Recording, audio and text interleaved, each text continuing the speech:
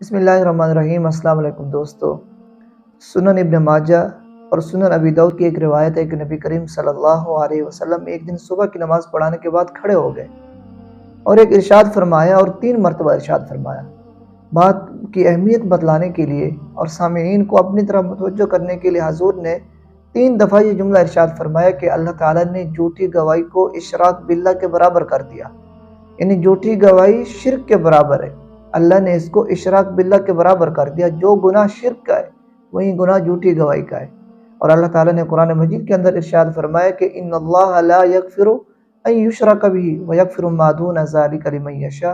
شرک کے علاوہ اللہ جو چاہے گا وہ سارے گناہ معاف کر دے گا۔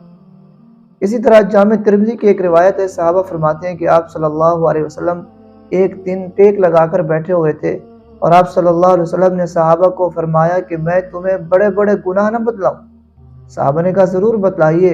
تو آپ صلی اللہ علیہ وسلم نے پھر 3 مرتبہ یہ ارشاد فرمایا میں تمہیں بڑے بڑے گناہ نہ بتاؤں؟ صحابہ نے کہا ضرور بتائیے۔ پھر تیسری مرتبہ حضور نے ارشاد فرمایا میں تمہیں بڑے بڑے گناہ نہ بتلاؤں؟ تو صحابہ نے کہا ضرور بتلائیے۔ آپ صلی اللہ علیہ وسلم ٹیک لگا کر بیٹھے ہوئے تھے، راوی کہتے ہیں حضور ٹیک لگا کر بیٹھے ہوئے تھے اس طرح۔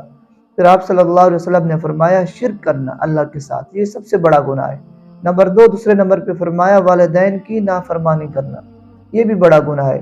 تیسرے نمبر پہ حضور صلی اللہ علیہ وسلم نے فرمایا معاملات میں جھوٹی گواہی دینا اور جھوٹ بولنا۔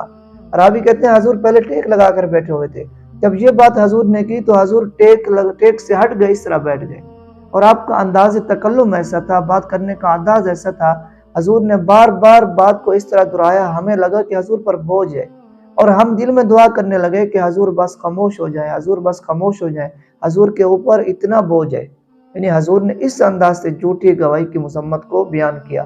آج ہمارے ہاں تھوک کے حساب سے ہماری عدالتوں میں، ہماری کورٹس میں تھوک کے حساب سے جھوٹے گواہ مل جاتے ہیں۔ جھوٹی گواہی دینے والے یا جھوٹی گواہی لینے والوں کو سوچنا چاہیے کہ وہ کتنے بڑے گناہ میں مبتلا ہے۔ اللہ تعالی ہم سب کی حفاظت فرمائے۔